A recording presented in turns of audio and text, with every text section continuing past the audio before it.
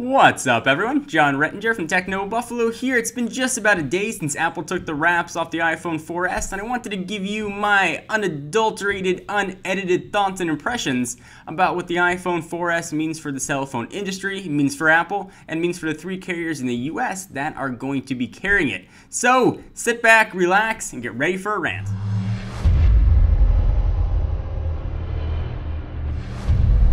iPhone 4S came to us yesterday amidst a ton of hype. I got a lot of things that I wanted to talk about here. I purposely didn't write down any notes, so we are going 100% off the cuff. So please, as a warning, deal with my stream of consciousness.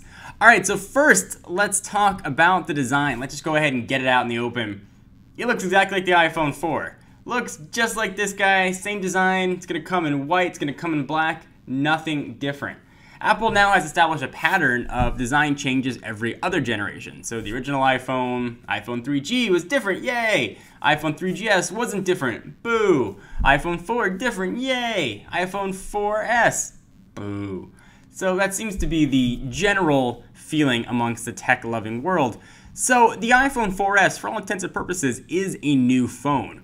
They not only doubled or more than doubled the horsepower in the phone, improved the camera, putting on a new OS with one of the killer features, Siri, which we'll talk about in just a minute. But what they didn't do was change the design. And changing the design was what a lot of folks were looking for. Whether or not that actually would have been a positive step or a smaller step, Apple is a victim of their own innovations in the past. We've seen Apple change the mobile space with the iPhone. We've seen Apple change the tablet space with the iPad. We've come to expect Apple to change some other space with their new products. We became victims of the rumor mill, just like Apple's become victims of their own success. So we kept hyping it up, hyping it up, hyping it up. Apple was under no obligation to release a redesigned phone, despite what we might have wanted. So while I am personally extremely disappointed that we didn't at least get a bigger screen, which certainly would have kept the phone on par with the ever-growing attack from Android, and I think the coming onslaught from Windows Phone 7, got back there, they didn't do that. So certainly they're going to be competitive. They could have called it the iPhone Poo and put an Apple logo on a piece of it, and it still probably would have sold millions and millions of units. So volume isn't the issue for Apple, selling units isn't going to be the issue for Apple, but they didn't wow us like they used to. So imagine if you walk into an Apple store and you say, hey, I want to get an iPhone. And they say, okay, we've got a free 3GS, we've got a pretty discounted $100 iPhone 4, or you can spend $400 on an iPhone 4S. They're going to say, what's the difference? Well, they're going to say speed, better camera, and an assistant. Which you can talk to, which sounds weird to some people. I think a lot of folks that aren't, need the cutting edge, that just want to play Angry Birds, want to make phone calls, maybe browse the web, can care less about the differences between the 4 and the 4S. And the iPhone 4 is still probably going to be the right choice for them. So Apple's going to lose out, I think, on a lot of potential market share from folks that would go in, say, I'm looking for a phone that can do everything. Chances are they're going to be redirected to an Android device, depending on what store they go into. Just my thoughts. So what did Apple do right? So this really has gone under the radar. Apple now has made one phone, the iPhone 4S, for all carriers. So that is going to come, this is going to get sort of businessy, so I'll try to make it quick. Essentially what Apple is doing now is they are eliminating the two production design costs that they had. They had a CDMA model, they had a GSM model, and they had two separate chains that used to go out to produce that. Now it's just one for both. So their costs and component costs have gone way, way, way down, like tremendously down. And that, I think, went behind the scenes as one of the biggest wins that Apple did do, was unifying their product. So the consumer, we don't really care very much, we just want an iPhone. But what that's going to mean for Apple's profits and bottom line is going to be tremendous. A lot of folks, and I read all the tweets that come out in the comments on the videos, are saying Apple just looking for an excuse to make more money from their customers. They'll put out a phone and people will buy it.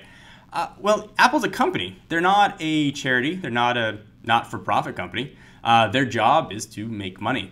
And people say that like it's a bad thing. Like, oh, this company is trying to make money, or oh, this company has more cash reserves than the U.S. government. While that might be scary, it's certainly well within their right to do so. And for people to say that they shouldn't try and make profits is asinine, and is certainly showing a personal OS skew, one way or another. That's sort of another issue to talk about, is the personal feelings and the either love or animosity people have for Apple, and I think people are developing for Google and Android. You know, it's one camp or the other, and no matter what Apple is going to announce, some people are going to hate it, some people are going to like it. Personally, I was extremely disappointed. I just wanted a bigger screen. I've been in awe of 4.3, 4.5, and now larger screens coming out, and I really wanted to see something new from Apple. I'm a former iPhone user. I've always loved using an iPhone. I love Android as well. I'm becoming a really big fan of Windows Phone 7 back there, and I was hoping for something that could compete. Yeah, we got better specs. Yeah, we got Siri, which, okay, let's talk about Siri for a minute. And I mentioned this in my recap video. First of all, it's very cool. And I mentioned on Twitter that, hey, Android had this feature, I believe, 3 or 4 versions ago. And I was mistaken. So the difference here between the Android offering and what Apple's doing, it's not just transcribing your words. So you're not just replying to an email, push the microphone button, hey mom, I'll be home late. It'll type out, hey mom, I'll be home late. What Siri does that's new is it actually interprets the words and does something with them. So you can say, send a text message to, it'll send a text message to. You can say, check the weather, and it can check the weather. So that's neat. It's novel. It's going to create a whole new level of, I said this before, douchebaggery. I feel bad for folks that rely on public transportation because people are going to be screaming into their phones, which was bad enough when they were talking to somebody, but now they're just going to be talking to themselves. Phone, why is the guy next to me being an ass? And the phone's going to say, because he has Siri. I don't know if it's something I'm ever going to use. It's kind of cool. I'd probably feel silly using it out in public. Maybe I would do it in private. But it might be one of those things that 3 or 4 months from now I say, wow, I don't know how I ever lived without this virtual assistant. So do you guys care? Are you excited about Siri? Are you not excited about Siri? I'd love to hear your thoughts on that. So at the end of the day, iPhone 4S I think was a big disappointment. Now Apple certainly brought a lot of stuff to the table and brought a lot of improvements. Dual core processor, better camera that supposedly, we'll see when it comes out, shoots amazing pictures. iOS 5, which brought a ton of new features, but we knew about all those features in iOS 5. It wasn't that exciting.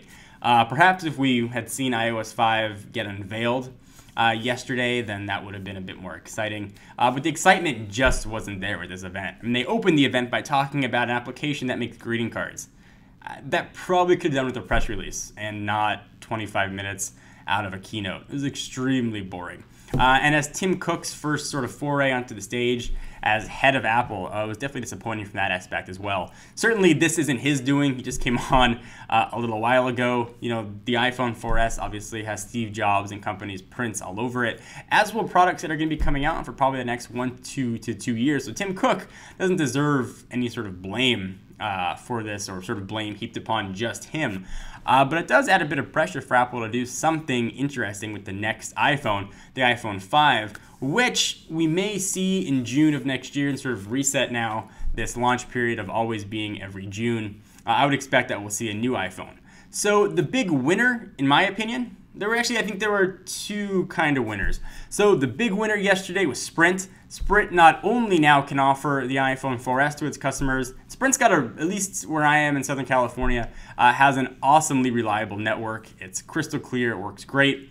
And now they can also offer an iPhone 4. That went under their radar too, so Sprint's got both phones that they didn't have before. And I think AT&T was also a winner. They got the HSPA Plus variety. So now you can get 14.4 megabits per second down, which is almost twice the speed of what you could get with the iPhone 4. And it's going to depend on where you are and what that speed's actually going to be. But that's a tremendous potential improvement to double, potentially at least, double your download speed. Verizon, I think it's sort of a neutral.